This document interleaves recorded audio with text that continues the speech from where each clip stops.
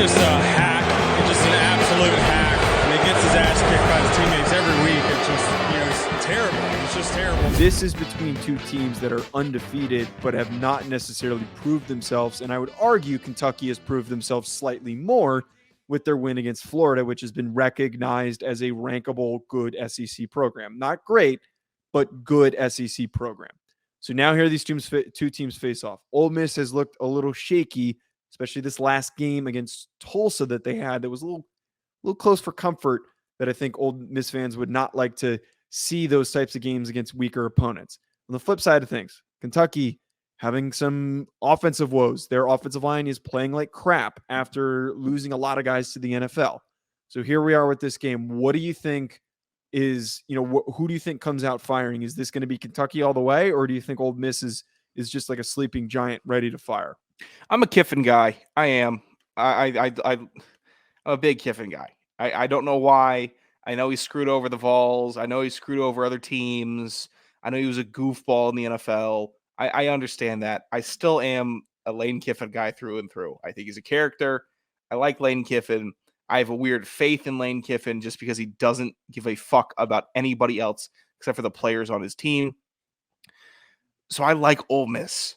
But I also kind of like the emergence of Kentucky as a football school. I do. I like when they had Benny Snell toting the rock. That was fun. I like that. Levis is good. I think we're giving a little too much credit for Kentucky being Florida. Just a little too much. Because after Anthony Richardson had a really good week 1, weeks 2 through 4 were a little suspect. So inconsistent. So we're looking at this and saying, okay, you beat Florida. They got a good defense. They beat Utah. Utah screwed me in that game. They did. But Florida isn't a world beater. So the win over Florida isn't huge for me. It just isn't. But people like you and Ryan are telling me Will Levis is a good quarterback, so maybe I'll believe it. I'm not super read up on the Kentucky side of things, but I think Stoops is a good coach. Stoops is coaching there, correct? Yes, Stoops. Come on now. Yeah, I like Stoops as a coach. Yep. But I'm a Kiffin guy. I'm riding with Ole Miss here. Okay.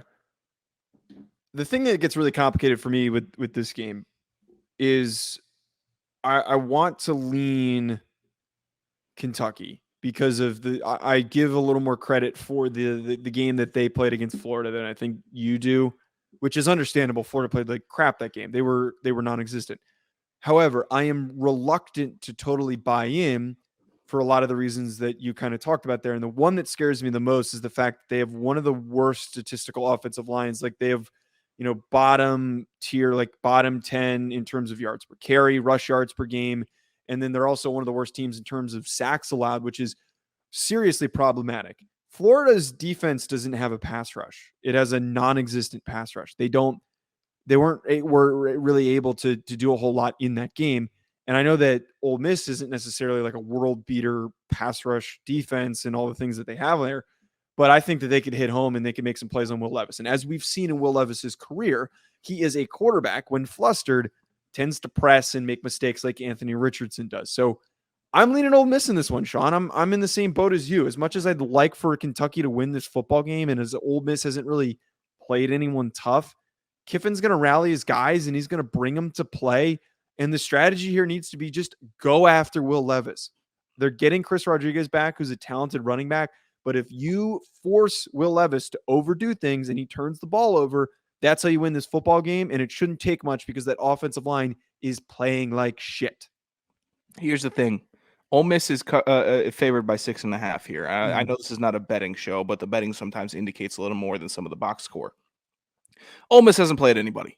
Neither is Kentucky. They played Florida. They beat Florida. Florida was not as good. And Ole Miss played Georgia Tech, and they had a close one versus Tulsa. Okay? Mm-hmm. This seems like a game that Kentucky could cover. They won't win, but they could lose by 6, 5, 4, 3, 2, 1. They're not going to win this game. But I think they would cover in this game. I don't know why. Gut's telling me Kentucky covers. Ole Miss could put up 40 points. Kentucky could put up 35. That's how I'm seeing this game. That's how I'm reading it from a betting standpoint. I think that projection's fair. I think that the covering by Kentucky is totally going to happen. I think this game's going to be a lot more low scoring, which feels really weird to say for a battle between Kentucky and Ole Miss, because we're used to both teams having good offenses and both have good quarterbacks, and Jackson Dart versus Will Levis. Like, that's a good matchup. That's a good quarterback matchup for a shootout type game. But I think some of the limitations for these teams offensively are going to show up. But yeah, totally Kentucky covering. But at the same time, Ole Miss money line, them winning this football game is, I think, super likely outcome at the end of the day.